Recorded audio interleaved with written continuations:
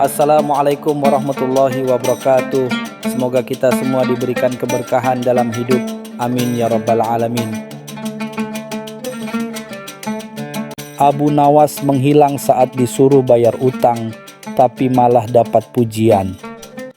Pagi itu, Mentari Baghdad bersinar terik, namun tidak secerah hati Abu Nawas. Di ambang pintu rumahnya yang sederhana, berdiri Tuan Musa, seorang tuan tanah berperut buncit dengan sorot mata menuntut.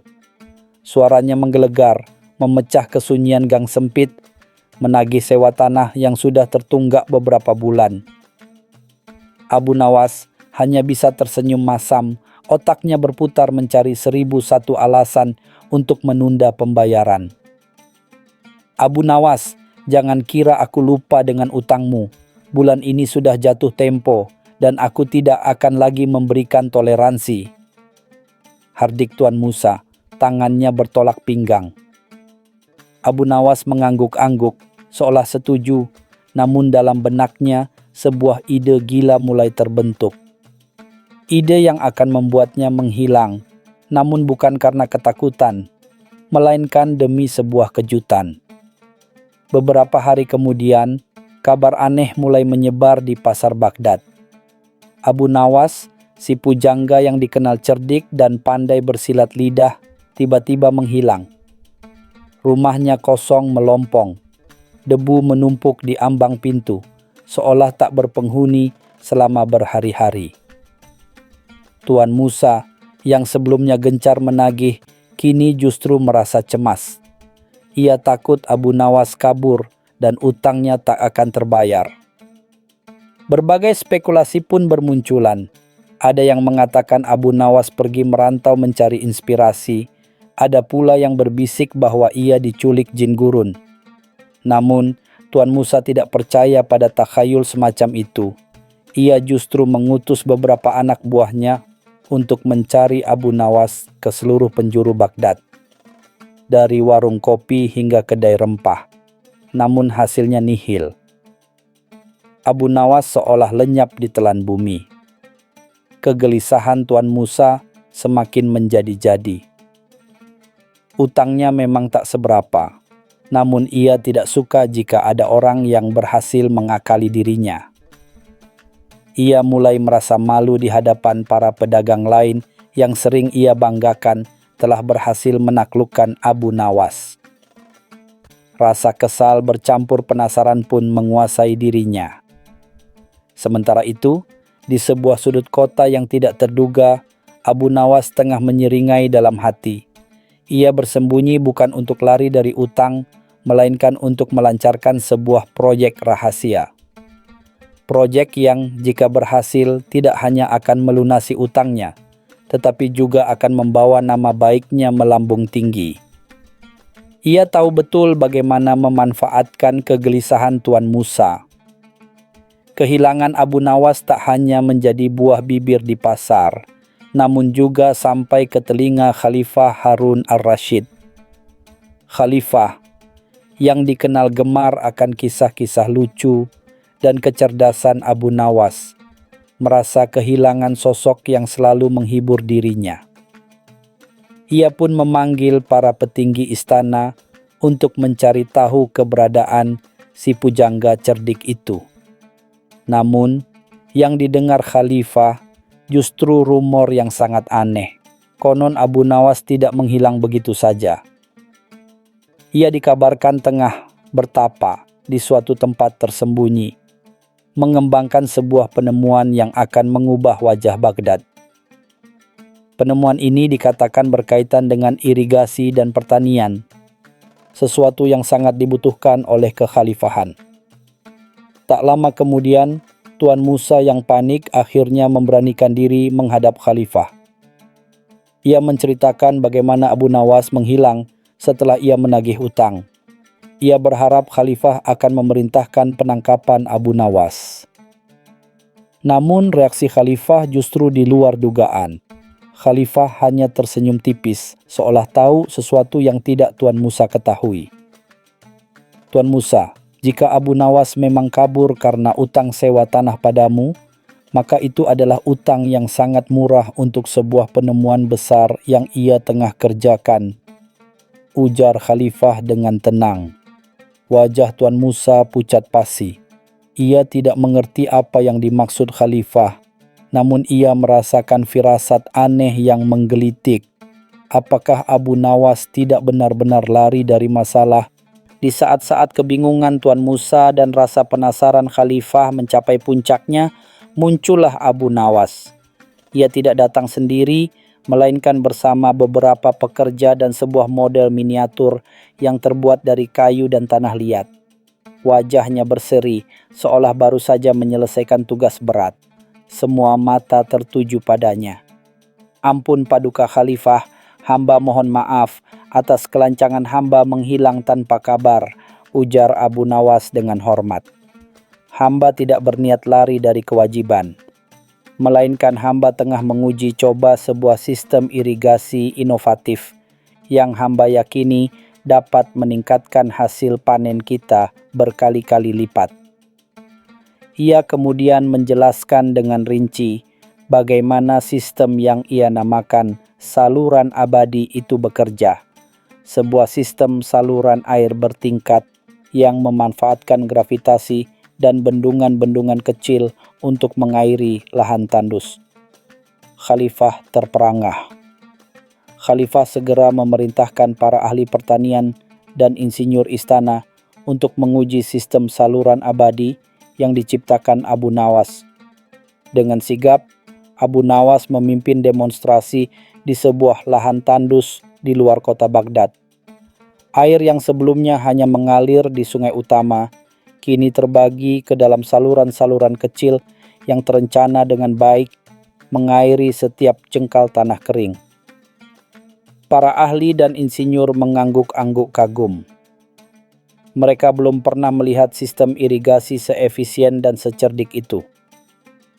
Ide-ide Abu Nawas yang sebelumnya dianggap gila, kini menjelma menjadi sebuah solusi nyata untuk mengatasi masalah kekeringan. Khalifah Harun ar-Rasyid tersenyum puas.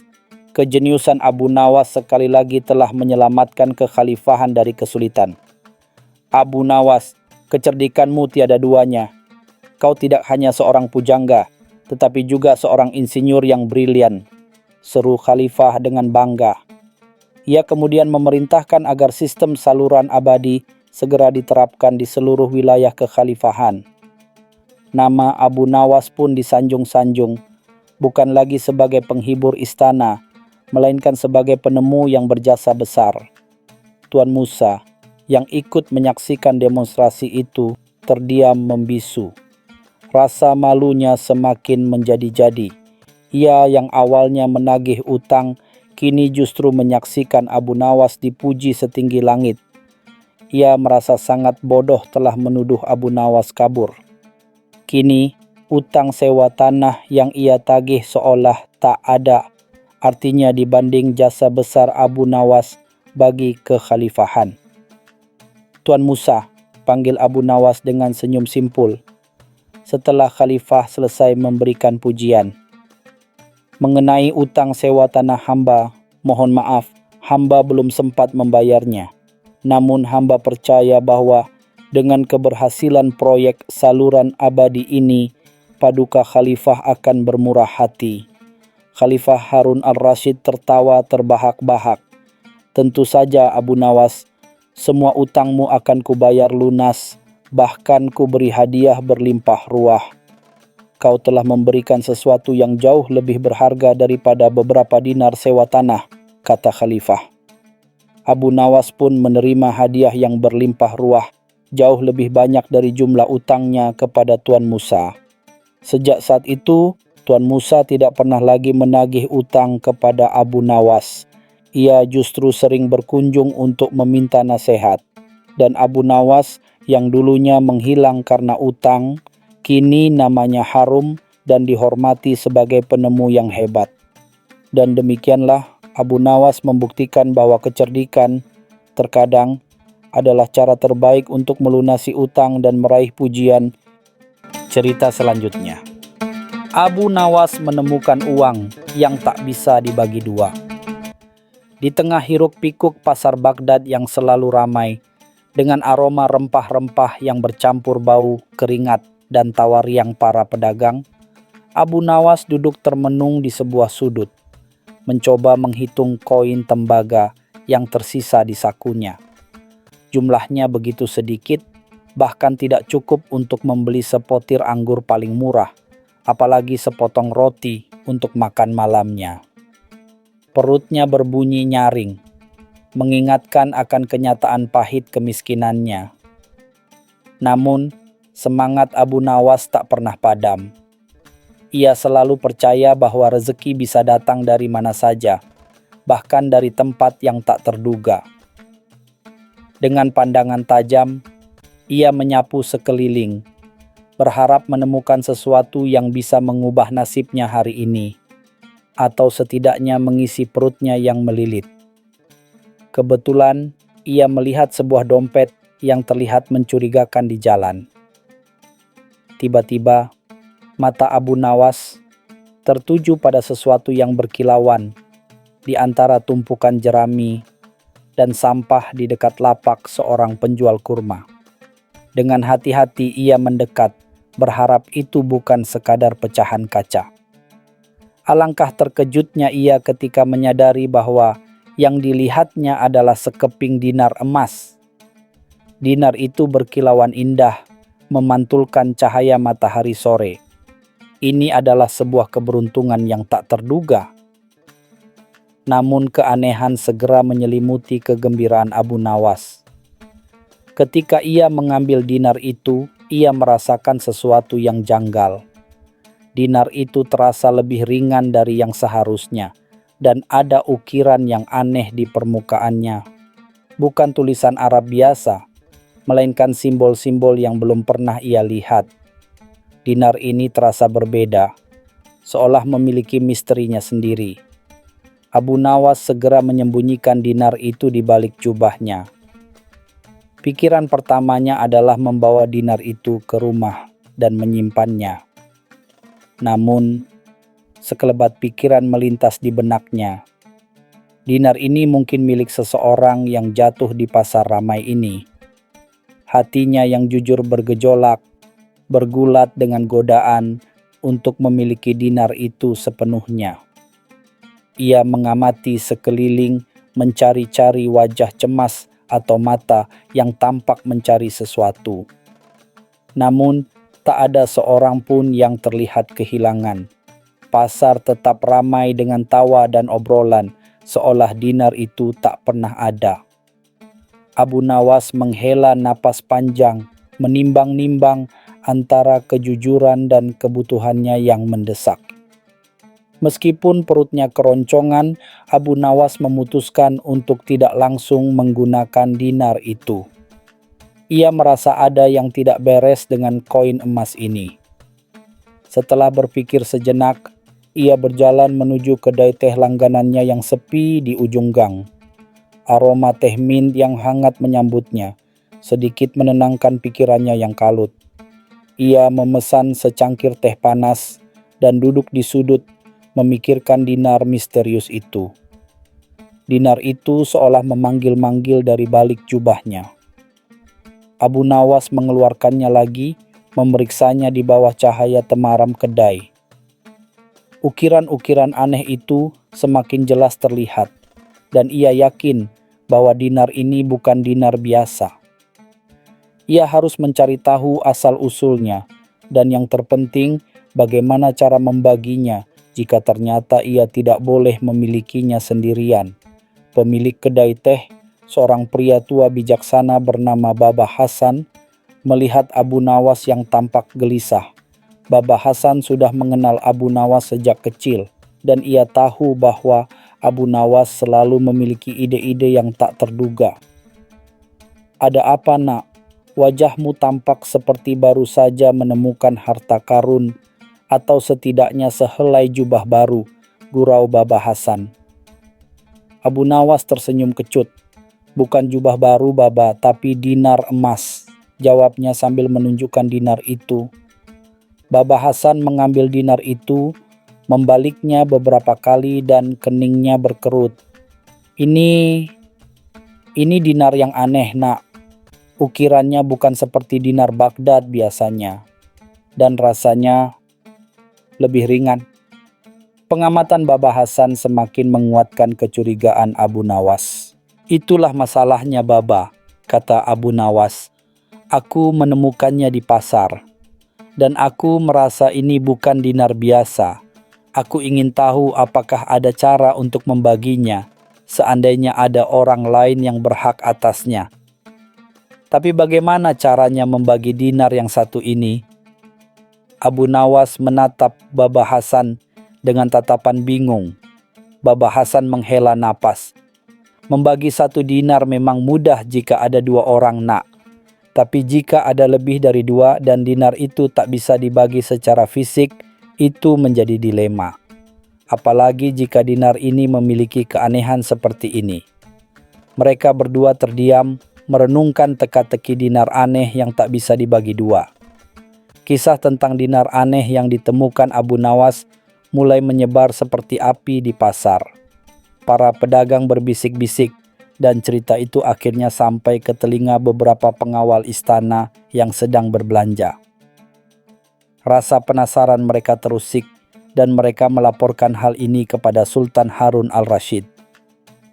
Sultan yang selalu tertarik pada hal-hal yang tidak biasa dan tantangan intelektual segera memanggil Abu Nawas ke istana. Abu Nawas, meskipun sedikit gentar, merasa ini adalah kesempatan yang baik untuk memecahkan misteri dinar ini. Ia berjalan menuju istana dengan langkah tegap, membawa dinar itu di kantungnya, sambil merangkai kata-kata di benaknya. Ia tahu bahwa bertemu Sultan selalu berarti akan ada ujian, dan ia harus bersiap. Di hadapan Sultan Harun al-Rashid yang agung, Abu Nawas membungkuk hormat. Sultan memandang Abu Nawas dengan tatapan ingin tahu. Jadi kudengar kau menemukan sebuah dinar aneh, Abu Nawas. Sebuah dinar yang tak bisa dibagi dua, begitu? Tanya Sultan dengan senyum tipis. Suaranya menggema di aula istana yang megah. Abu Nawas mengangguk. Benar, Tuanku Sultan. Dinar ini memiliki ukiran yang tidak biasa dan terasa lebih ringan dari dinar emas pada umumnya. Saya merasa ada sesuatu yang istimewa tentangnya, dan saya bingung bagaimana cara membaginya jika ada lebih dari satu orang yang berhak. Ia mengeluarkan dinar itu dan menyerahkannya kepada Sultan. Sultan Harun al-Rashid mengambil dinar itu dan memeriksanya dengan teliti. Keningnya berkerut. Memang benar, dinar ini aneh. Aku belum pernah melihat yang seperti ini. Baik, Abu Nawas, kata Sultan. Matanya berkilat jahil. Aku akan memberimu tantangan. Aku ingin kau mencari tahu asal-usul dinar ini, dan yang terpenting, bagaimana cara membaginya agar semua pihak merasa adil jika memang ada lebih dari satu orang yang berhak. Jika engkau berhasil, aku akan memberimu hadiah besar. Jika tidak, kau akan menghiburku dengan cerita lucu sepanjang malam. Abu Nawas menelan ludah. Tantangan ini lebih sulit dari yang ia duga. Bukan hanya masalah membagi uang, tetapi juga masalah memahami misteri dinar itu sendiri. Namun, ia takkan menyerah. Hamba akan berusaha sekuat tenaga, Tuanku, jawabnya mantap, menerima kembali dinar misterius itu.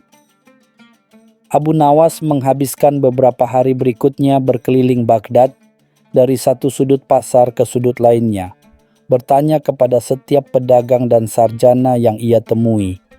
Ia menunjukkan dinar itu kepada pandai besi, penukar uang, bahkan kepada beberapa alim ulama.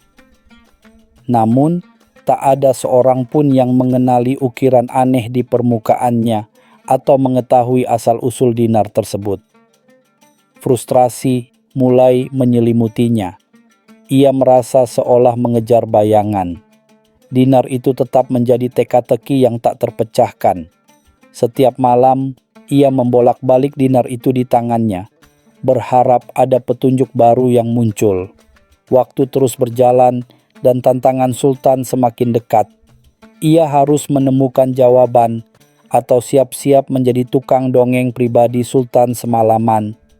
Suatu sore, saat ia hampir menyerah, Abu Nawas teringat akan sebuah toko antik tua di ujung jalan yang jarang dikunjungi orang. Pemiliknya adalah seorang pria tua bijaksana dengan janggut putih panjang yang dikenal memiliki pengetahuan luas tentang benda-benda kuno dan sejarah yang terlupakan. Abu Nawas memutuskan untuk mencoba peruntungannya di sana. Ketika ia memasuki toko, aroma debu dan buku-buku tua menyambutnya. Pria tua itu, bernama Syekh Mansur, sedang membersihkan sebuah lentera kuno. "Selamat datang anak muda, ada yang bisa kubantu?" tanya Syekh Mansur dengan suara serak namun ramah. Abu Nawas merasa ada secercah harapan. Abu Nawas menunjukkan dinar itu kepada Syekh Mansur. Begitu melihatnya, mata tua itu melebar. Ia mengambil dinar itu dengan hati-hati, memegangnya dekat ke matanya yang berkerut. Ini bukan dinar biasa, nak," katanya dengan suara bergetar. "Ini adalah dinar kebijaksanaan yang konon dibuat oleh seorang alkemis kuno dari Persia. Ukiran ini adalah simbol-simbol kuno yang merepresentasikan kebersamaan dan keadilan yang tak terpisahkan." Syekh Mansur melanjutkan, "Dikatakan bahwa dinar ini tidak dapat dibagi secara fisik karena nilainya bukan pada emasnya, melainkan pada kebijaksanaan yang terkandung di dalamnya. Dinar ini dimaksudkan untuk menguji kejujuran dan kecerdasan seseorang. Jika ada lebih dari satu orang yang berhak, maka cara membaginya adalah dengan memecahkan masalah yang ada atau berbagi manfaat dari dinar itu secara adil, bukan dengan membagi fisiknya." Abu Nawas mendengarkan dengan seksama. Sebuah ide brilian mulai terbentuk di benaknya. Dengan petunjuk dari Syekh Mansur, Abu Nawas kembali ke istana keesokan harinya, penuh keyakinan. Ia disambut oleh Sultan Harun al-Rashid yang sudah menunggunya dengan sabar. "Sudahkah kau menemukan cara membagi dinar itu, Abu Nawas?" tanya Sultan dengan nada menantang. Para wazir dan para pembesar istana yang lain juga tampak penasaran.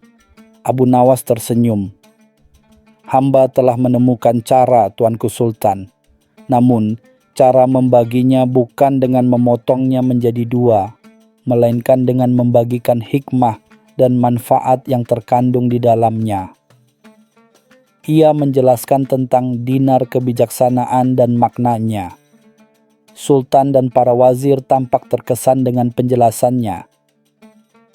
"Bagaimana engkau akan membagikan manfaatnya, Abu Nawas?" tanya Sultan penasaran. Abu Nawas kemudian menjelaskan rencananya. "Tuanku, saya akan menanyakan kepada setiap orang yang berhak atas dinar ini sebuah pertanyaan yang sulit. Jawaban mereka akan menentukan apakah mereka layak mendapatkan bagian dari dinar ini." Sultan setuju dengan ide tersebut. Abu Nawas kemudian memanggil dua orang yang kebetulan sedang mencari dinar yang hilang di pasar dan mereka mengaku sebagai pemiliknya. Abu Nawas menanyai mereka sebuah teka-teki moral yang rumit. "Jika kalian memiliki sepotong roti, dan ada seorang musafir yang kelaparan, serta seorang anak yatim yang sakit, kepada siapakah kalian akan memberikan roti itu?" Kedua orang itu tampak bingung dan memberikan jawaban yang tidak memuaskan, fokus pada diri sendiri atau keuntungan. Kemudian Abu Nawas menoleh kepada Sultan. "Tuanku, dinar ini adalah ujian kebijaksanaan. Siapapun yang mendapatkan dinar ini tidak boleh melihatnya sebagai kekayaan materi semata, melainkan sebagai alat untuk melakukan kebaikan dan keadilan. Jika dinar ini tidak bisa dibagi dua secara fisik, maka ia harus dibagi dalam bentuk manfaat yang universal. Ia kemudian menyarankan agar dinar itu digunakan untuk membangun sumur baru bagi masyarakat miskin di Baghdad, sebuah proyek yang akan memberi manfaat bagi banyak orang, dan bukan hanya satu atau dua orang. Sultan Harun al-Rasyid terkesima. Abu Nawas, kebijaksanaanmu melebihi dugaanku. Engkau tidak hanya memecahkan teka-teki dinar itu, tetapi juga menunjukkan padaku makna sejati dari keadilan dan kedermawanan. Engkau memang pantas mendapatkan hadiah. Sultan kemudian memberi Abu Nawas sebuah kantung berisi koin emas yang jauh lebih banyak dari 1 dinar dan memerintahkan pembangunan sumur baru atas nama dinar kebijaksanaan tersebut. Abu Nawas tersenyum puas. Kali ini perutnya tidak lagi keroncongan, dan ia telah membuktikan bahwa kebijaksanaan lebih berharga dari emas. Cerita selanjutnya. Abu Nawas menguji ilmu Abu Jahil. Angin sore di Baghdad berhembus lembut, membawa serta aroma rempah-rempah dan celotehan pedagang di pasar Syuhada.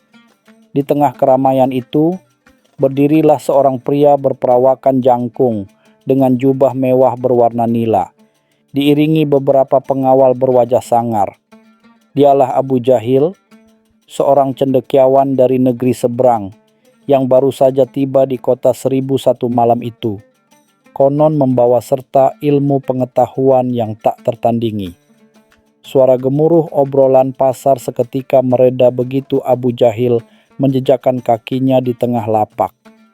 Dengan angkuh, ia mengumumkan kedatangannya, menantang siapapun di Baghdad yang merasa setara dengannya dalam hal ilmu dan kebijaksanaan untuk berdebat.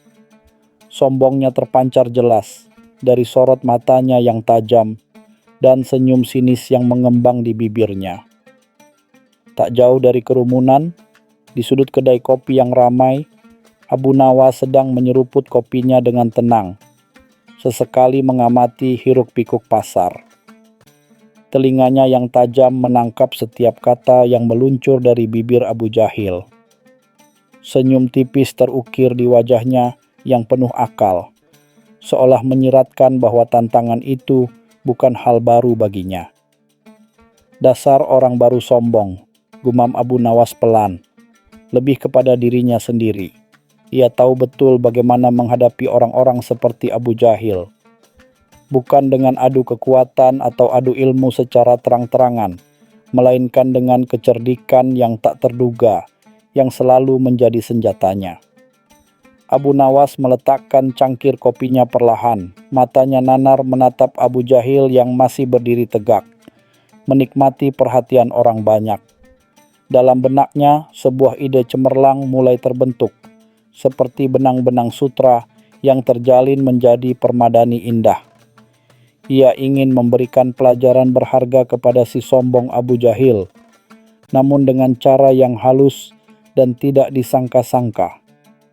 Ia bangkit dari tempat duduknya, melangkah perlahan menuju kerumunan, seolah-olah ia hanya seorang pejalan kaki biasa yang tertarik dengan keramaian.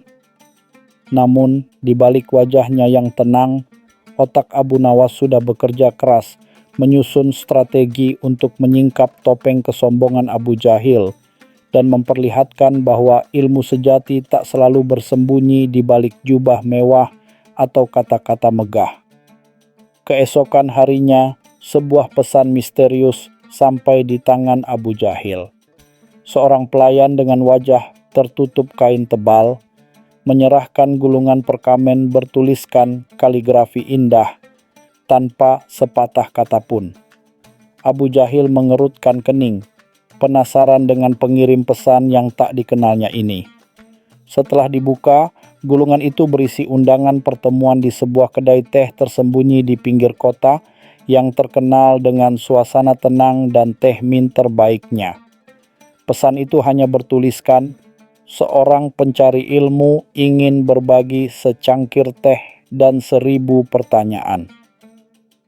Tidak ada nama pengirim, hanya sebuah cap lilin berbentuk bulan sabit. Meskipun merasa sedikit janggal, rasa penasaran Abu Jahil lebih besar daripada keraguannya. Siapa gerangan yang berani mengundangnya secara rahasia seperti ini? Apakah ini seseorang yang benar-benar cerdas, atau hanya orang iseng yang ingin menguji kesabarannya? Ia memutuskan untuk datang dengan pengawal-pengawal setia yang berjaga di luar. Ia tiba di kedai teh yang dimaksud, sebuah bangunan sederhana namun menawan, dengan taman kecil yang asri. Suasana hening di sana terasa begitu kontras dengan hiruk-pikuk pasar. Di salah satu sudut, duduklah seorang pria paruh baya dengan pakaian sederhana namun tampak bersih, wajahnya ramah, dan matanya memancarkan kecerdasan. Dialah Abu Nawas. "Selamat datang, Tuan," sapa Abu Nawas ramah. Gestur tangannya mengundang Abu Jahil untuk duduk. "Saya telah mendengar tentang keagungan ilmu Anda dan hati saya tergerak untuk belajar." Abu Jahil sedikit terkejut dengan kerendahan hati Abu Nawas, yang jauh berbeda dari orang-orang sombong yang biasa ia temui. Obrolan mereka dimulai dengan topik-topik ringan, seperti cuaca dan keindahan Baghdad. Namun perlahan tapi pasti, Abu Nawas mulai melontarkan pertanyaan-pertanyaan aneh dan tak terduga. Bukan pertanyaan filosofis yang rumit, melainkan pertanyaan-pertanyaan yang sederhana, namun menggelitik. Seperti, jika seekor unta berjalan mundur, apakah jejak kakinya akan menghilang? Atau, jika dua bayangan bertemu, bayangan mana yang lebih gelap? Abu Jahil tersenyum geli, menganggapnya sebagai lelucon seorang bodoh, tanpa menyadari jebakan yang sedang dipasang oleh Abu Nawas. Setelah beberapa cangkir teh mint, Abu Nawas mengusulkan sebuah permainan. "Tuan," katanya dengan senyum licik, "bagaimana jika kita bermain tebak-tebakan? Saya akan melontarkan teka-teki, dan jika Anda bisa menjawabnya, Anda adalah yang terhebat. Jika tidak, maka izinkan saya berbagi sedikit kebijaksanaan." Abu Jahil yang merasa dirinya tak terkalahkan, setuju dengan angkuh.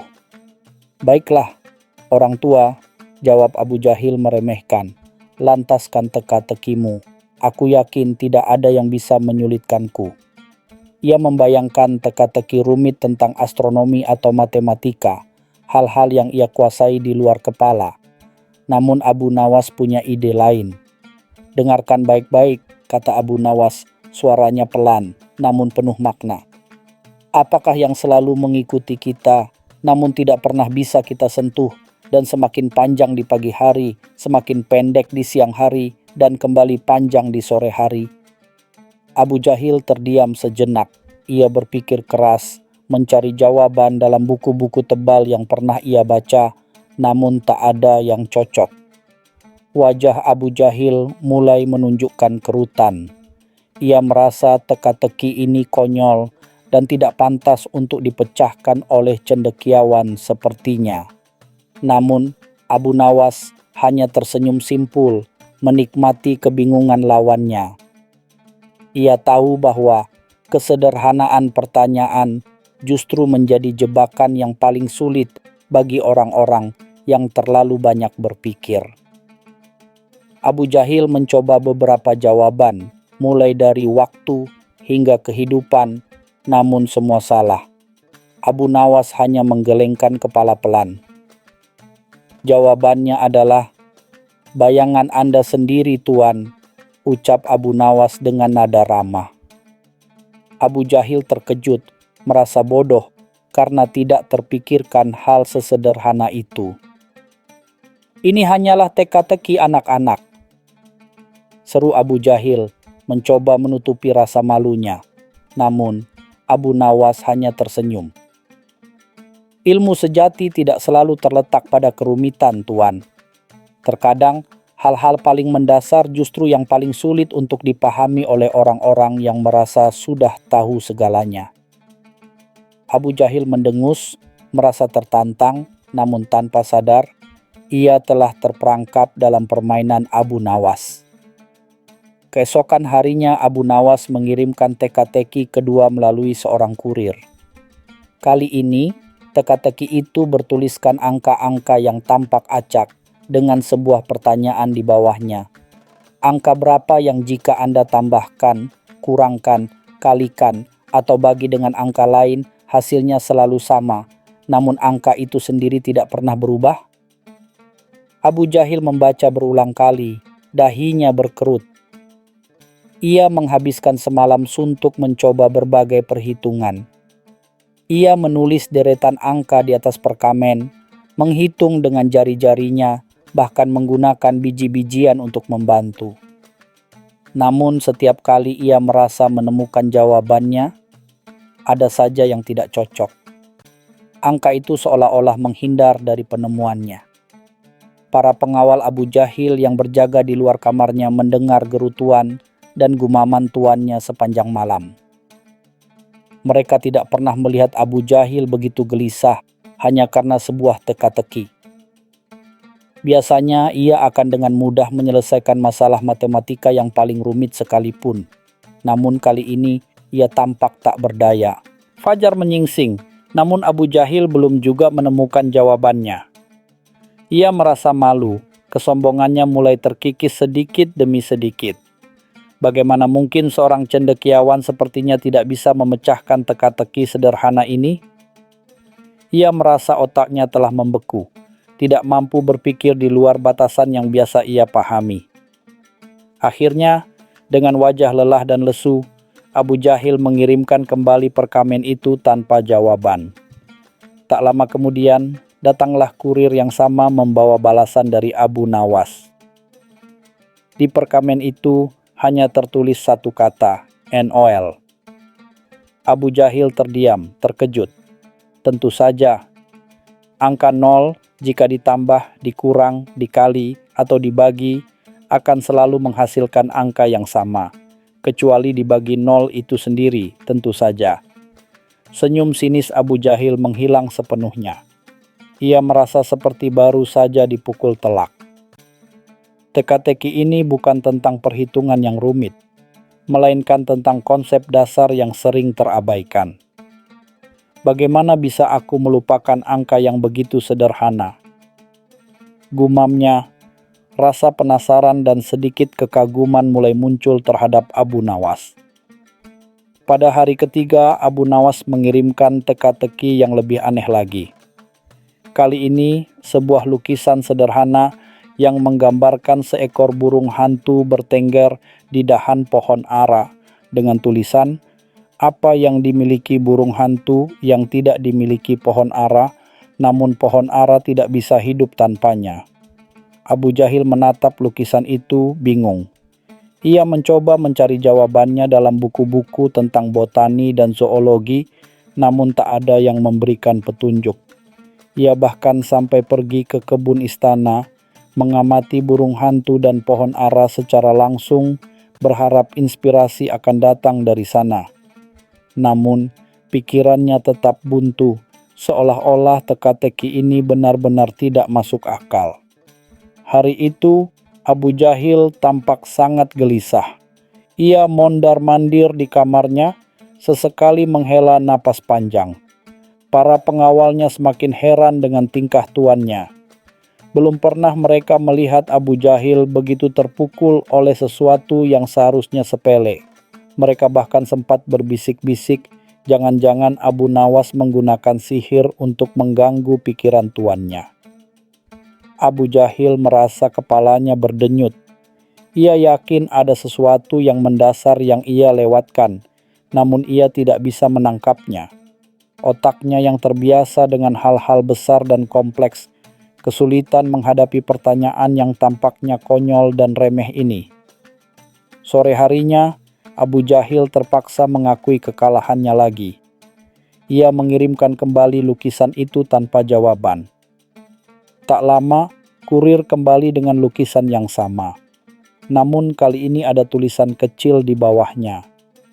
Nafas. Abu Jahil terpaku. Burung hantu bernapas. Pohon ara membutuhkan udara untuk hidup, namun tidak bisa bernapas layaknya burung hantu. Nafas, seru Abu Jahil tak percaya. Tentu saja, sesuatu yang begitu fundamental namun tak terlihat. Ia mulai menyadari bahwa Abu Nawas tidak sedang menguji pengetahuannya tentang fakta-fakta, melainkan tentang kemampuannya untuk melihat hal-hal di luar kotak, di luar apa yang diajarkan di bangku sekolah. Rasa hormat mulai tumbuh di hatinya, bercampur dengan sedikit rasa jengkel karena selalu tertipu oleh pertanyaan sederhana. Pada hari keempat, teka-teki yang datang sungguh membuat Abu Jahil geram. Apa yang lebih kuat dari air, lebih panas dari api, namun tak bisa terlihat oleh mata dan tak bisa disentuh oleh tangan. Abu Jahil membaca berulang kali, merasa pertanyaan ini sungguh tidak masuk akal. Ia mencoba segala kemungkinan. Ia membayangkan kekuatan alam, elemen-elemen, bahkan hal-hal supranatural. Ia bahkan sampai memanggil beberapa ahli filsafat terkemuka di Baghdad, namun tak ada yang bisa memberikan jawaban yang memuaskan. Teka-teki ini terasa seperti menertawakannya, meremehkan semua ilmu yang telah ia pelajari. Wajah Abu Jahil memerah menahan amarah. Ia merasa dipermainkan. Bagaimana mungkin ada sesuatu yang lebih kuat dari air yang menghantam batu, atau lebih panas dari api yang melahap segalanya, namun tidak bisa dilihat atau disentuh. Ini adalah omong kosong belaka, pikirnya. Ia hampir saja merobek perkamen itu menjadi serpihan kecil, namun rasa penasaran yang mendalam menghentikannya. Ia tahu Abu Nawas tidak akan memberikan teka-teki tanpa makna. Pasti ada sesuatu yang tersembunyi di baliknya, sesuatu yang ia lewatkan. Namun, semakin ia memikirkannya, semakin kepalanya terasa pusing. Akhirnya, setelah sehari penuh bergelut dengan teka-teki itu, Abu Jahil menyerah. Ia mengirimkan perkamen itu tanpa jawaban, dengan hati yang berat. Tak lama, kurir datang lagi, membawa balasan dari Abu Nawas. Kali ini, tertulis dua kata, gairah dan hasrat. Abu Jahil tertegun. Gairah dan hasrat. Ya, itu lebih kuat dari air yang menghanyutkan, lebih panas dari api yang membakar, bisa menggerakkan manusia untuk melakukan hal-hal luar biasa, namun tak terlihat dan tak bisa disentuh. Ia merasa malu sekaligus takjub. Ilmu Abu Nawas tidak hanya tentang logika, melainkan juga tentang pemahaman akan jiwa manusia. Untuk pertama kalinya, ia merasa sedikit gentar. Keesokan harinya, Abu Nawas mengundang Abu Jahil untuk pertemuan terakhir di kedai teh yang sama. Kali ini, tidak ada teka-teki lagi. Hanya secangkir teh mint hangat dan suasana yang lebih santai. Abu Jahil datang dengan wajah yang berbeda. Kesombongan yang sebelumnya terpancar kini telah tergantikan oleh kerendahan hati dan sedikit kebingungan. "Tuan," kata Abu Nawas lembut, "saya harap teka-teki saya tidak terlalu menyulitkan Anda." Abu Jahil hanya bisa tersenyum masam. "Anda telah membuka mata saya, Abu Nawas," jawabnya tulus. "Saya mengira ilmu hanya tentang apa yang tertulis di buku, tentang fakta dan logika. Tetapi Anda menunjukkan bahwa ada hal-hal lain yang tak kalah penting." Abu Nawas mengangguk. "Ilmu sejati, Tuan, bukan hanya tentang berapa banyak yang Anda tahu, tetapi seberapa dalam Anda memahami. Bukan tentang seberapa tinggi gelar yang Anda sandang, tetapi seberapa besar Anda bisa melihat di luar batas-batas yang biasa. Ia melanjutkan, kadang hal-hal yang paling sederhana justru yang paling sulit untuk dipahami oleh mereka yang terlalu sibuk dengan kerumitan. Abu Jahil merenung dalam. Ia teringat kembali pada teka-teki bayangan, nol, nafas, dan gairah. Semua adalah hal-hal fundamental yang sering terabaikan oleh orang-orang yang terlalu fokus pada hal-hal besar dan kompleks. Ia mulai memahami bahwa kebijaksanaan sejati terletak pada kemampuan untuk melihat kebenaran dalam kesederhanaan. Saya akui Abu Nawas, kata Abu Jahil akhirnya, dengan nada tulus yang belum pernah terdengar sebelumnya. Anda jauh lebih bijaksana dari yang saya kira. Anda tidak mengalahkan saya dengan ilmu saya, melainkan dengan cara pandang Anda yang unik dan mendalam. Ia bangkit dari duduknya, membungkuk hormat kepada Abu Nawas. Sejak hari itu, Abu Jahil tidak lagi menjadi Abu Jahil yang sombong dan angkuh. Ia belajar untuk lebih rendah hati, lebih terbuka terhadap berbagai bentuk ilmu, dan lebih menghargai kebijaksanaan yang datang dari tempat-tempat tak terduga.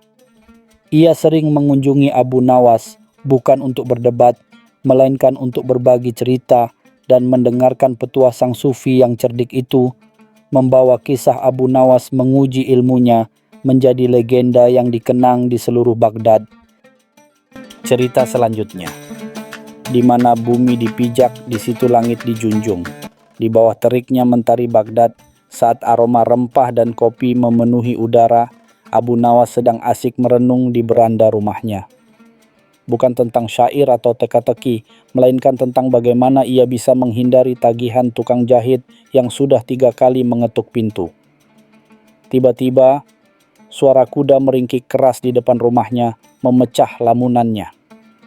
Seorang pria bertubuh kekar dengan jubah lusuh, berwajah letih namun sorot matanya tajam, turun dari kudanya yang berpeluh. Pria itu memperkenalkan diri sebagai Syekh Hamzah, seorang musafir dari suku Beduin di ujung gurun pasir.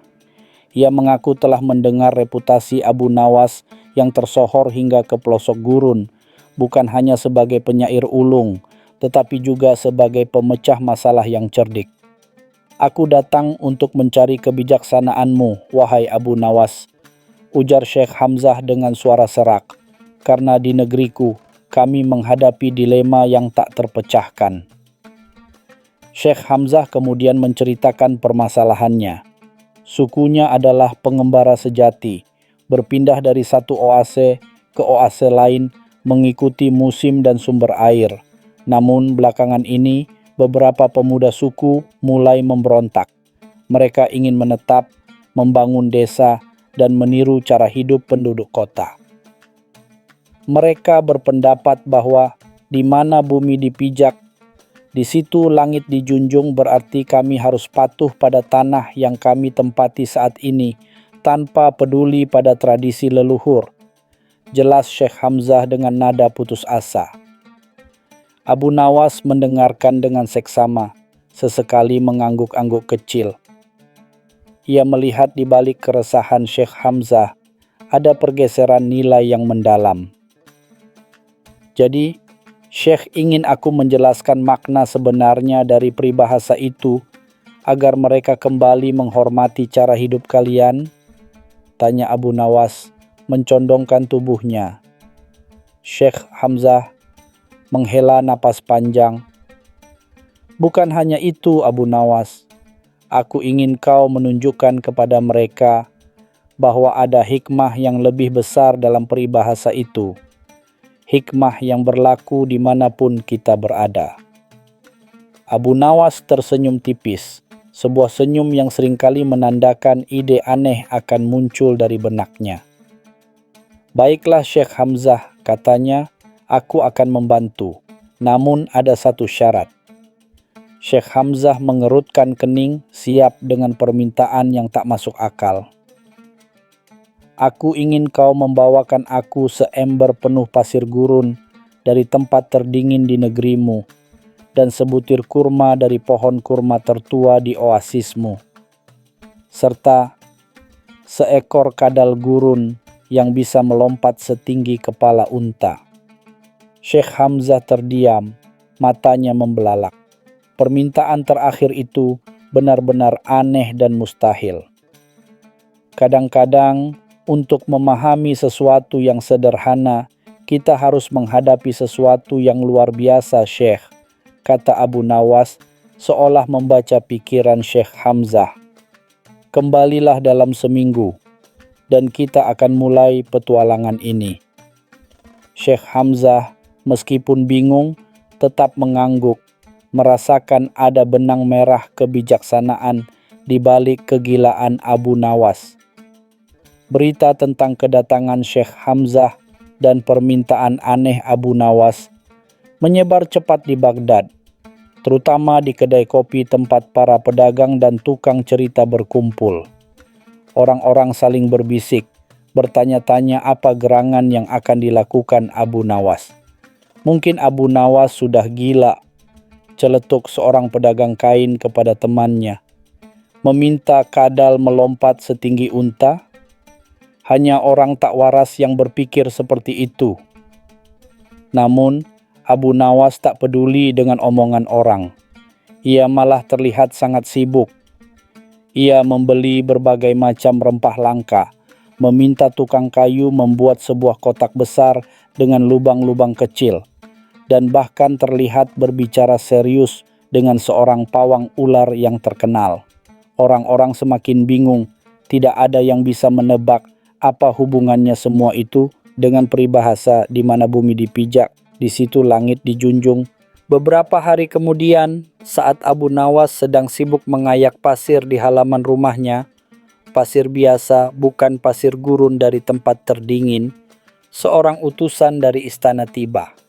Ia membawa pesan dari Khalifah Harun al-Rashid yang penasaran dengan kegaduhan di sekitar Abu Nawas. Yang mulia Khalifah ingin tahu apa yang sedang kau rencanakan, Abu Nawas, tanya utusan itu dengan nada menuntut. Abu Nawas tersenyum licik. Sampaikan kepada yang mulia Khalifah bahwa hamba sedang menyiapkan sebuah pelajaran penting tentang bagaimana setiap manusia dimanapun ia berada harus menghormati lingkungannya.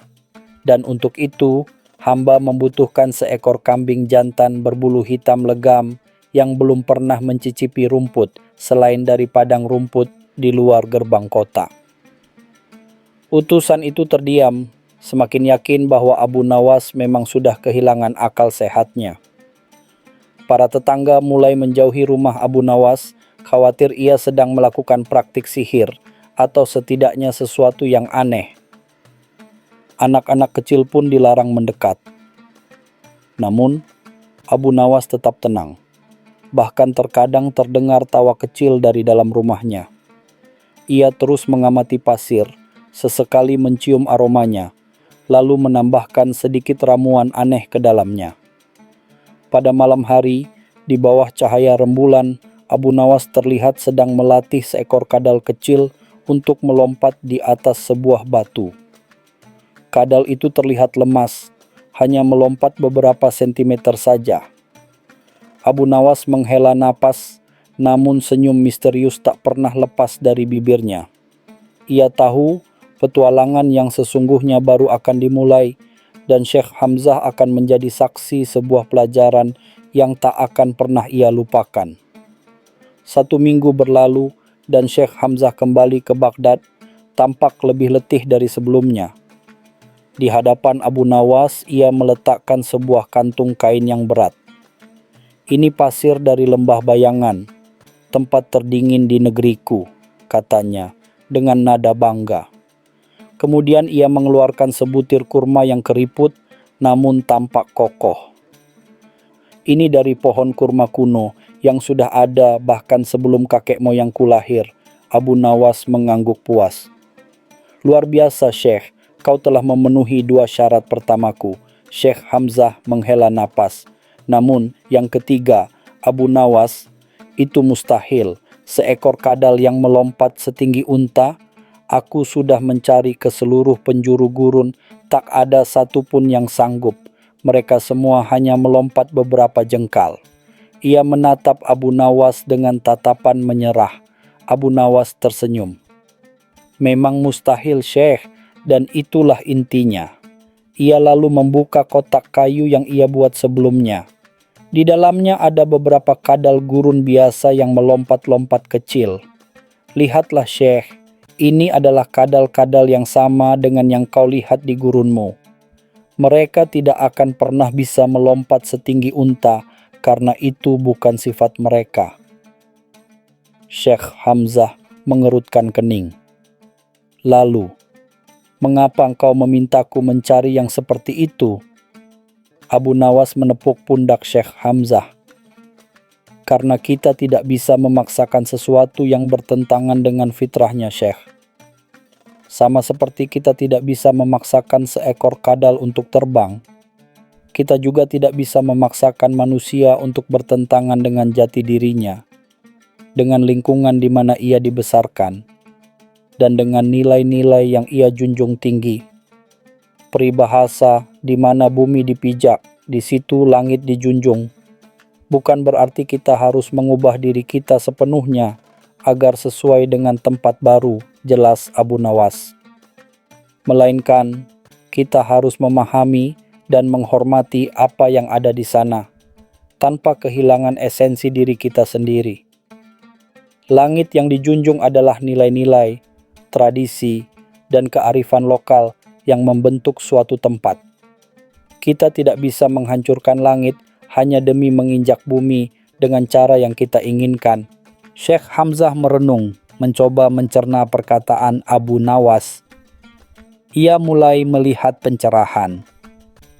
"Jadi, kau ingin mengatakan bahwa pemuda-pemuda sukuku harus menghormati nilai-nilai pengembara kami, meskipun mereka ingin menetap?" Abu Nawas mengangguk. "Tepat sekali, Syekh. Mereka bisa membangun desa, tapi mereka harus tetap menjunjung tinggi rasa hormat terhadap alam, kebersamaan, dan ketahanan yang telah kalian ajarkan selama berabad-abad sebagai pengembara." Keesokan harinya, Abu Nawas mengajak Syekh Hamzah dan beberapa pemuda suku Beduin yang sempat mengikuti Syekh Hamzah, serta beberapa penduduk Baghdad ke tepi sungai Tigris. Di sana, ia telah menyiapkan 2 kelompok. Satu kelompok adalah para nelayan sungai, dan kelompok lainnya adalah para petani yang tinggal di tepi sungai. "Hari ini kita akan belajar bagaimana bumi dipijak dan langit dijunjung dalam kehidupan nyata," kata Abu Nawas, menarik perhatian semua orang. Ia meminta setiap kelompok untuk menjelaskan cara hidup mereka, kebiasaan mereka, dan bagaimana mereka mencari nafkah. Para nelayan bercerita tentang pasang surut air, jenis ikan, dan ritual mereka sebelum melaut. Sementara itu, para petani berbicara tentang musim tanam, jenis tanah, dan bagaimana mereka menghormati sungai sebagai sumber irigasi. Para pemuda Beduin mendengarkan dengan seksama, membandingkan cerita-cerita itu dengan kehidupan mereka di gurun. Kemudian, Abu Nawas menciptakan sebuah skenario. Bagaimana jika para nelayan ingin menanam gandum di perahu mereka dan para petani ingin menangkap ikan di ladang mereka? Tanyanya. Semua orang tertawa. Namun, Abu Nawas melanjutkan, dan bagaimana jika mereka bersikeras bahwa itu adalah cara terbaik tanpa menghiraukan kondisi tanah atau air? Suasana menjadi serius.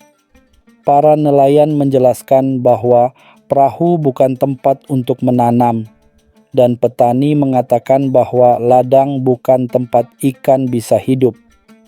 Terjadi perdebatan sengit tentang bagaimana setiap pihak harus beradaptasi.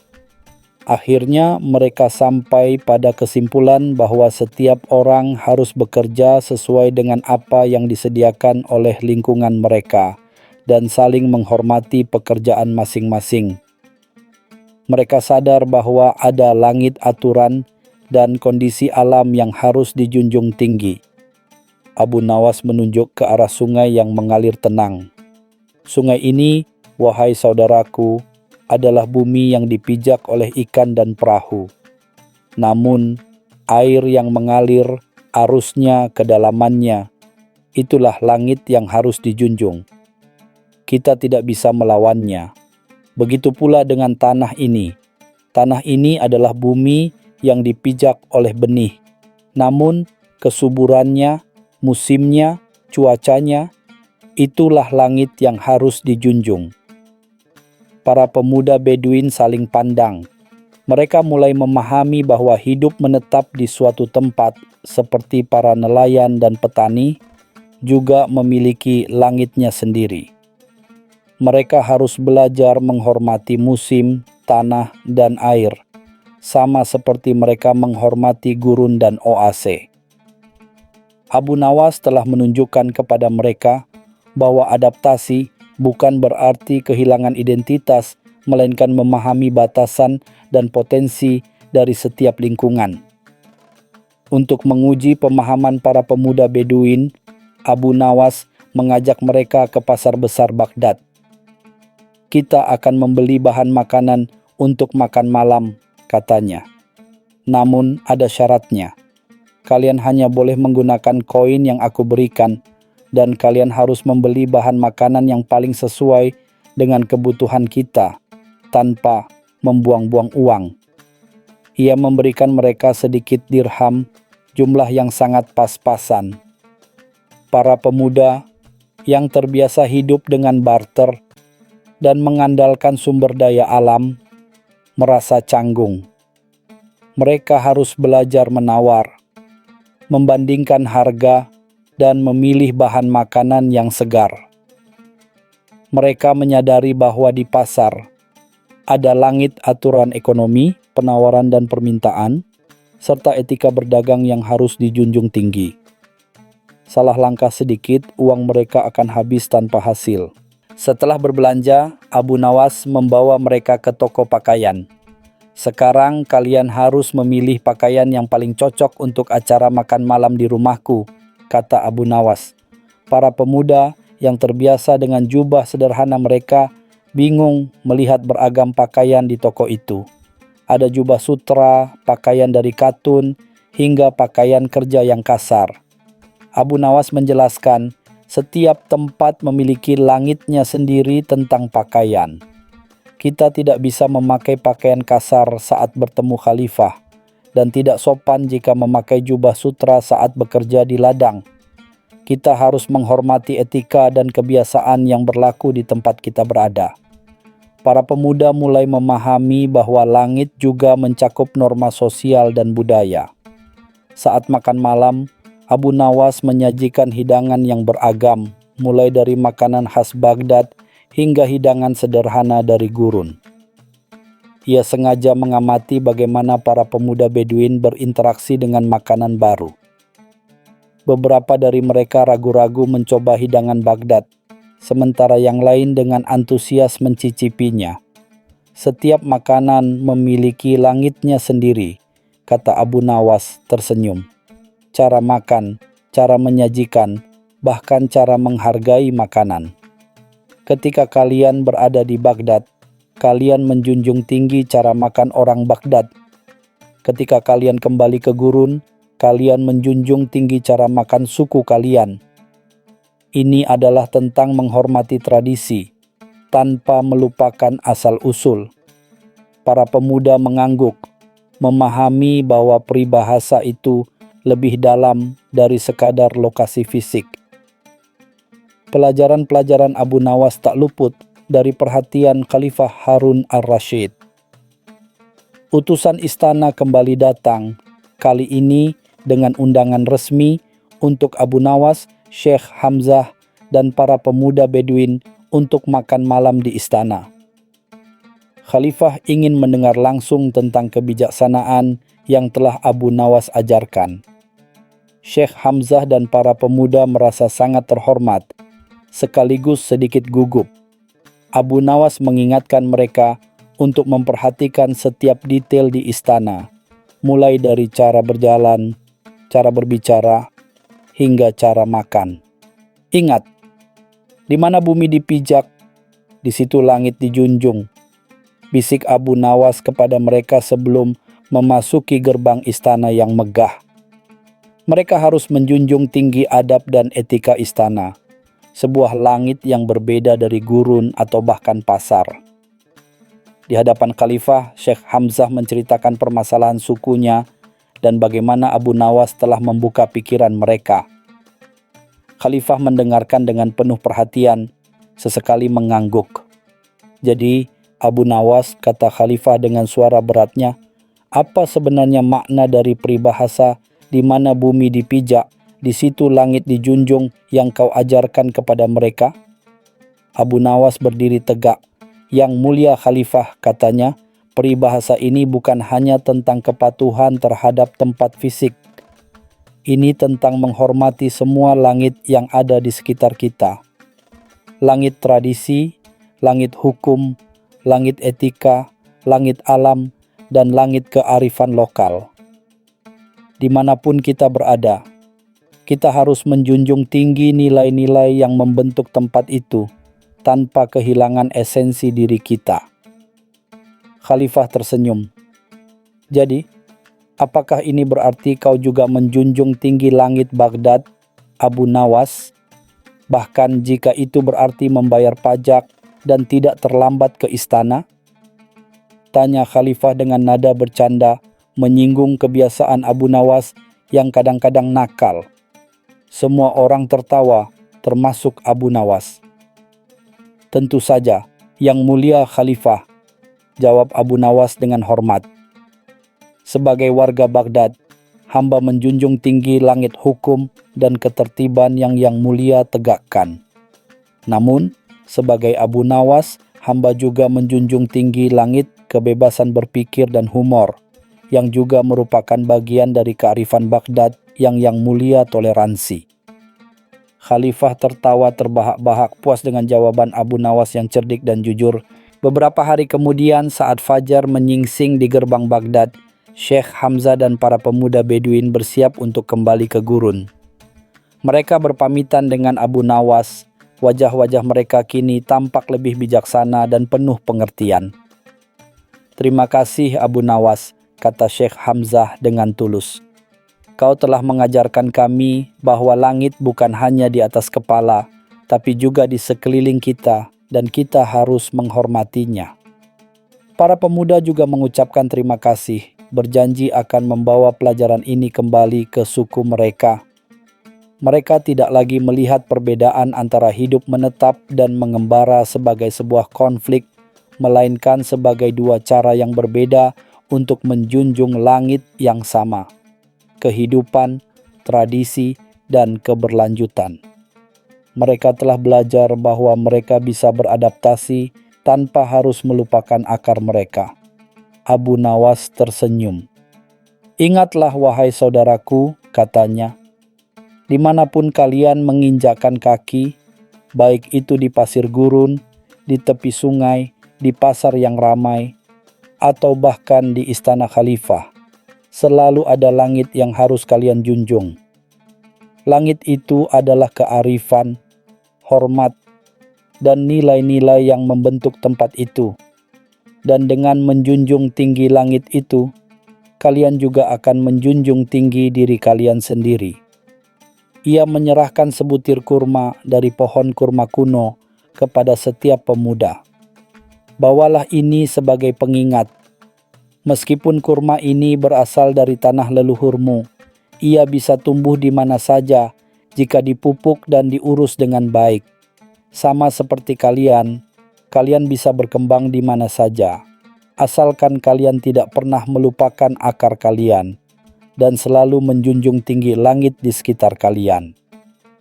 Syekh Hamzah dan para pemuda kembali ke gurun, membawa serta hikmah yang tak ternilai dari Abu Nawas. Mereka mengajarkan kepada suku mereka bahwa perubahan itu baik, asalkan tidak melupakan esensi diri dan nilai-nilai yang telah diwariskan. Beberapa pemuda memang memilih untuk menetap, membangun desa kecil di dekat oase, tetapi mereka melakukannya dengan cara yang menghormati gurun, memanen air dengan bijak, dan menjaga kebersamaan suku.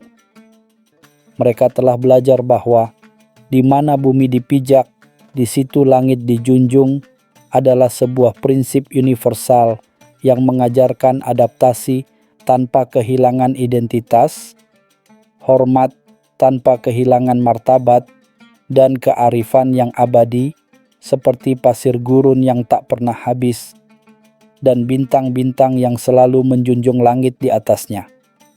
Dan di Baghdad, Abu Nawas kembali merenung, memikirkan tagihan tukang jahit yang masih belum terbayar, sambil tersenyum puas karena telah menorehkan sebuah pelajaran baru yang abadi. Cerita selanjutnya. Tak ada rotan, akar pun jadi. Ide gila Abu Nawas menghindari hukuman. Pasar Baghdad riuh rendah, aroma rempah, tawa pedagang, dan lengkingan unta bersahutan mengisi udara. Abu Nawas dengan langkahnya yang santai dan senyum simpul yang khas berjalan di antara kerumunan. Hari itu ia seharusnya membantu pamannya di toko rempah, tetapi godaan melon-melon gemuk nan ranum di lapak Haji Fadil terlalu kuat untuk diabaikan. Ia membayangkan kesegaran melon itu di tengah terik siang. Tanpa sadar, tangannya meraih salah satu melon terbesar, niatnya hanya ingin mencium aromanya. Namun, karena melon itu terlalu licin dan tangannya terlalu santai, melon itu terlepas dari genggamannya dan meluncur bebas, menabrak tumpukan kendi susu milik seorang janda tua, pecah berderai. Suara pecahnya kendi membuat seisi pasar menoleh. Wajah Haji Fadil memerah padam, sementara janda tua itu terisak. Berita tentang insiden melon dan kendi susu itu sampai ke telinga Khalifah Harun al-Rashid. Khalifah dikenal sebagai pemimpin yang adil, namun juga tidak mentolerir kekacauan di wilayahnya. Apalagi Haji Fadil adalah pemasok buah-buahan favorit istana, dan janda tua itu adalah kerabat jauh salah satu selir kesayangannya. Khalifah Harun al-Rashid mengerutkan keningnya, cambang hitamnya tampak bergerak-gerak menahan amarah. "Panggil Abu Nawas ke hadapanku," titahnya dengan suara menggelegar. Para pengawal segera bergegas mencari Abu Nawas yang kala itu sudah menghilang entah kemana. Khalifah merasa terganggu dengan kenakalan Abu Nawas yang seringkali menimbulkan kekacauan, meskipun kadang-kadang kenakalannya itu berakhir dengan kebijaksanaan yang tak terduga. Kali ini, melon dan kendi susu adalah puncaknya. Abu Nawas akhirnya ditemukan sedang bersembunyi di balik tumpukan karung gandum di sudut pasar. Wajahnya pucat pasi saat dihadapkan pada Khalifah. Ia tahu kali ini kesalahannya cukup fatal. Suara Khalifah terdengar tegas dan berat. "Abu Nawas, kau telah menyebabkan kerugian dan kekacauan di pasar. Melon Haji Fadil hancur dan kendi susu janda tua itu pecah. Apa pembelaanmu?" Abu Nawas menunduk, otaknya berputar keras mencari celah. Ia tahu bahwa hukuman kali ini tidak akan ringan. Hukuman cambuk atau bahkan kurungan bisa menantinya. Ia harus menemukan cara untuk meloloskan diri dari jerat masalah ini, sebuah ide yang belum pernah terlintas di benak siapapun sebelumnya. Khalifah Harun al-Rashid memandangi Abu Nawas dengan tatapan tajam. Ia ingin memberi pelajaran, tetapi juga menyadari bahwa hukuman fisik atau kurungan seringkali tidak efektif bagi orang seperti Abu Nawas. Tiba-tiba, sebuah ide melintas di benak Khalifah. Sebuah ide yang menurutnya akan membuat Abu Nawas berpikir 1000 kali sebelum bertindak ceroboh lagi. "Dengarkan baik-baik Abu Nawas," ujar Khalifah. Suaranya kini lebih tenang namun penuh penekanan.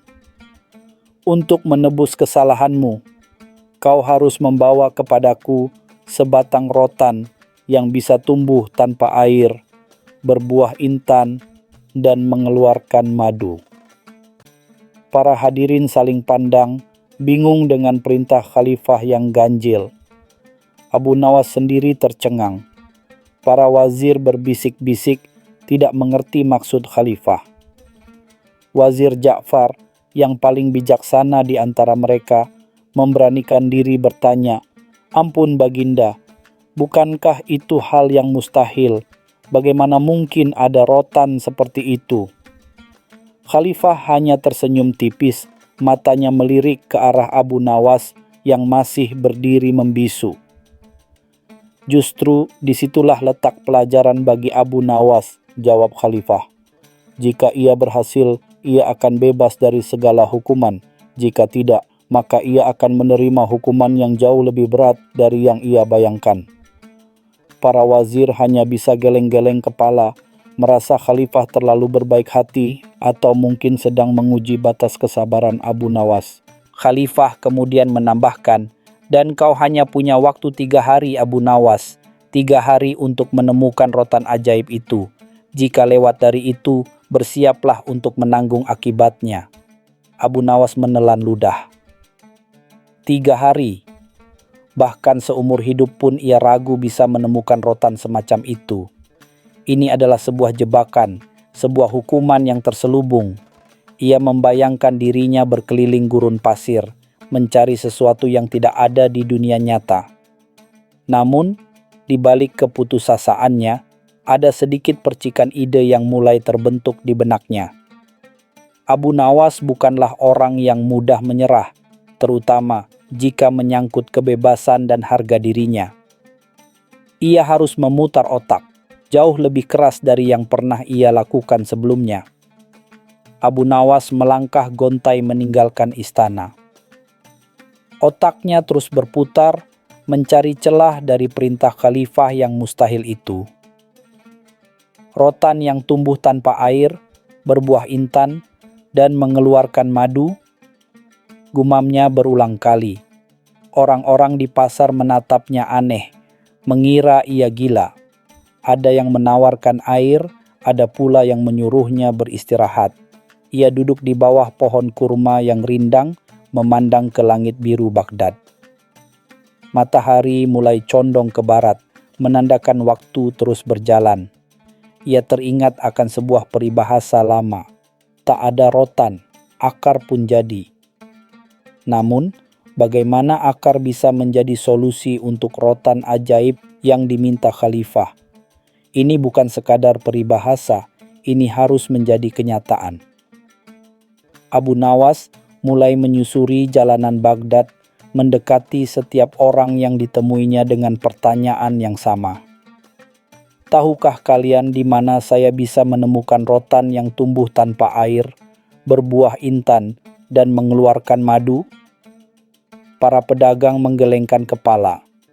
Para seniman mengira ia sedang merangkai puisi, dan anak-anak kecil menertawakannya.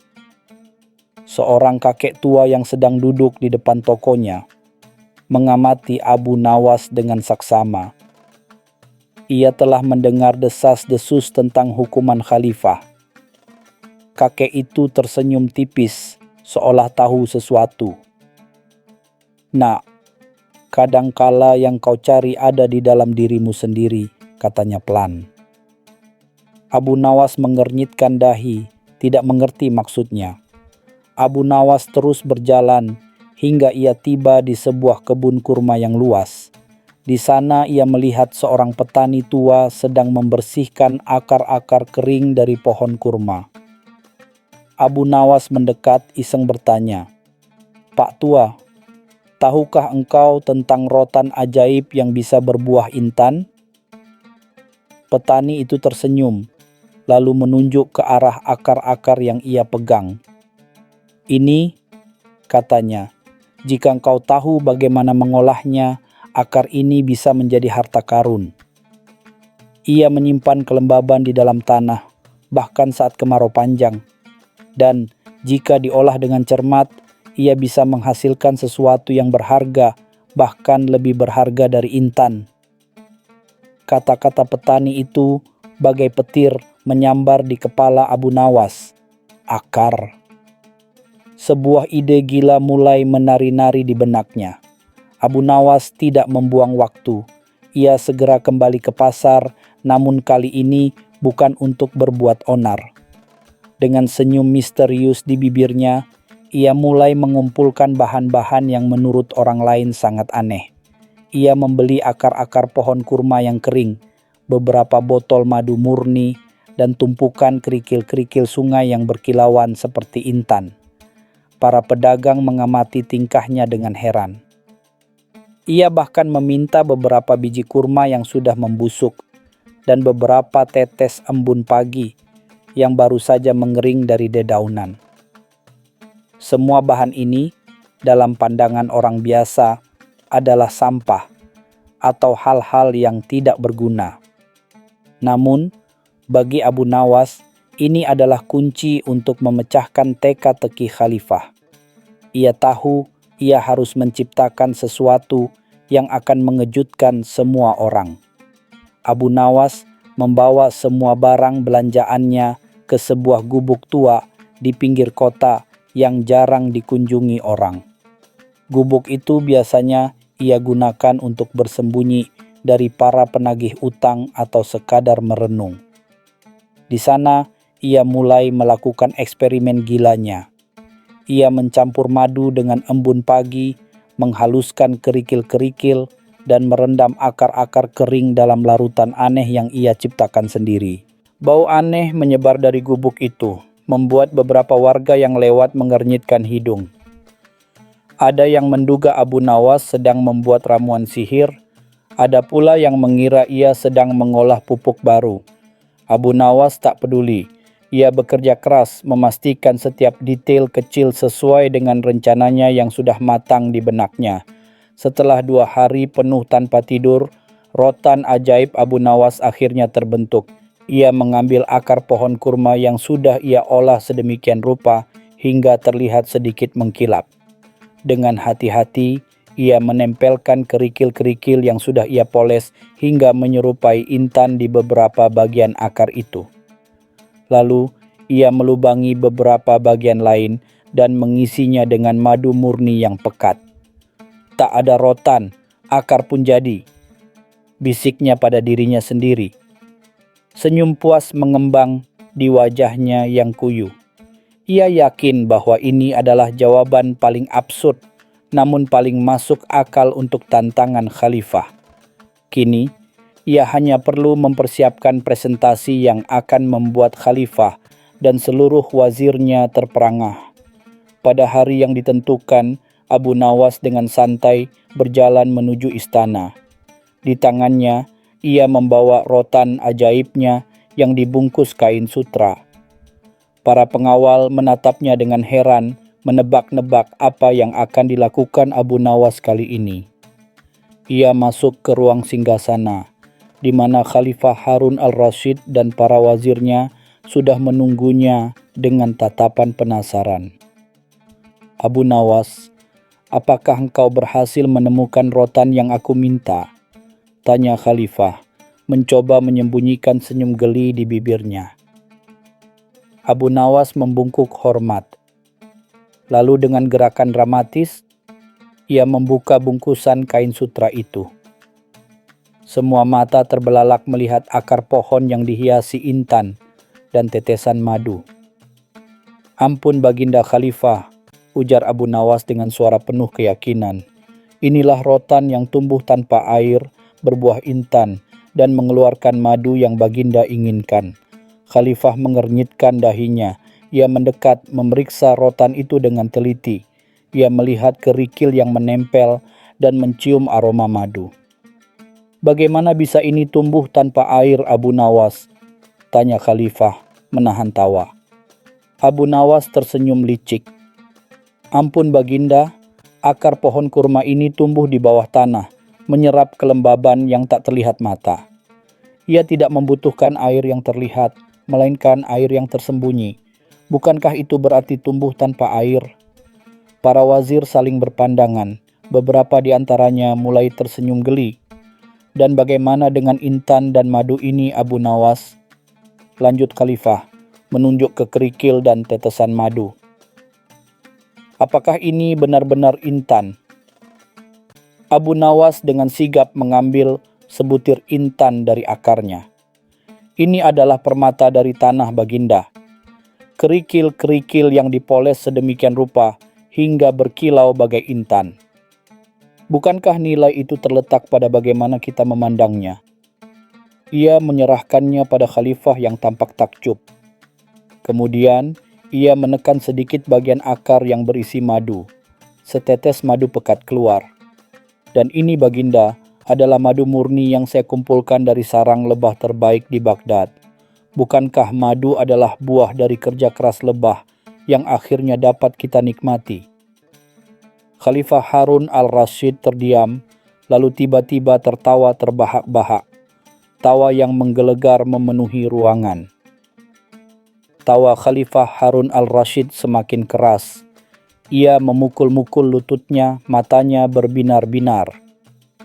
Abu Nawas, kau memang tak ada duanya, seru Khalifah di sela tawanya. Ia mengagumi kecerdikan Abu Nawas yang berhasil menemukan celah dalam perintahnya yang mustahil. Meskipun rotan itu jelas bukan rotan sungguhan yang ia bayangkan, Abu Nawas telah memenuhi esensinya dengan cara yang paling tidak terduga. Khalifah berdiri, menghampiri Abu Nawas dan menepuk bahunya. Kau telah membuktikan bahwa akal dan kreativitas lebih berharga daripada apapun. Kau tidak hanya menghindari hukuman, tetapi juga memberiku pelajaran berharga. Para pengawal dan sebagian wazir ikut tersenyum, kagum dengan kepintaran Abu Nawas, namun tidak semua wazir senang. Wazir Ja'far yang selalu menjunjung tinggi ketertiban dan aturan merasa jengkel. Ia melihat ini sebagai trik murahan yang merendahkan martabat istana. Wajahnya memerah, ia mendekat ke arah Khalifah. Ampun Baginda, ini adalah tipuan. Ini bukan rotan yang sebenarnya. Abu Nawas telah mempermainkan Baginda. Ia menunjuk ke arah rotan di tangan Khalifah. Ini hanya akar kering yang dihias dengan kerikil dan madu. Hukuman harus ditegakkan Baginda. Suasana yang semula ceria tiba-tiba berubah tegang. Khalifah Harun al-Rashid menatap Wazir Ja'far, senyumnya memudar. Abu Nawas melihat ketegangan itu, segera menyela dengan nada tenang namun cerdik. Ampun Wazir Ja'far, katanya. Bukankah Baginda Khalifah tidak pernah secara spesifik menyebutkan jenis rotan apa yang harus saya bawa?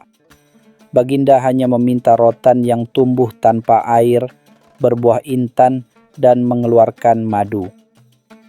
Ia melanjutkan, jika Wazir Ja'far berpendapat ini adalah tipuan, maka saya hanya menanggapi perintah Baginda dengan cara yang paling harfiah dan kreatif. Bukankah akar ini memang tumbuh tanpa air yang terlihat, menghasilkan sesuatu yang berharga bagaikan intan dan mengeluarkan madu yang manis? Bukankah ini justru menunjukkan bahwa di balik hal yang biasa, selalu ada keajaiban jika kita mau berpikir di luar kotak? Wazir Ja'far terdiam, tidak bisa membantah. Khalifah Harun al-Rashid menatap Abu Nawas dan Wazir Ja'far bergantian. Ia mengerti kegusaran Wazir Ja'far, tetapi ia juga tak bisa memungkiri kecerdasan Abu Nawas. Akhirnya, ia tersenyum lagi. Wazir Ja'far, Abu Nawas memang cerdik. Ia telah memenuhi esensi dari perintahku, meskipun dengan cara yang tak terduga. Abu Nawas, kau bebas dari segala hukuman, putus Khalifah. Dan sebagai hadiah atas kecerdikanmu, kau akan menerima sekantung koin emas dan melon terbaik dari kebun istana, khusus untukmu. Abu Nawas berseri-seri. Hukuman yang seharusnya berat, kini berubah menjadi rezeki nomplok. Khalifah kemudian menatap Abu Nawas dengan serius.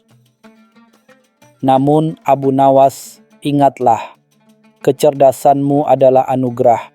Jangan gunakan untuk berbuat onar. Gunakan untuk hal-hal yang lebih bermanfaat. Abu Nawas membungkuk dalam-dalam. Hamba akan selalu mengingat nasihat Baginda. Kali ini, hamba berjanji akan lebih berhati-hati dalam bertindak. Ia tahu bahwa khalifah tidak sepenuhnya melepaskannya tanpa syarat. Ada harapan di balik nasihat itu, sebuah harapan agar Abu Nawas bisa menggunakan otaknya yang brilian untuk kebaikan. Abu Nawas tersenyum, diam-diam berjanji pada dirinya sendiri akan mencari tantangan baru yang lebih positif. Kisah rotan ajaib Abu Nawas menyebar ke seluruh Baghdad. Rakyat membicarakannya, tertawa geli, dan mengagumi kecerdikan Abu Nawas.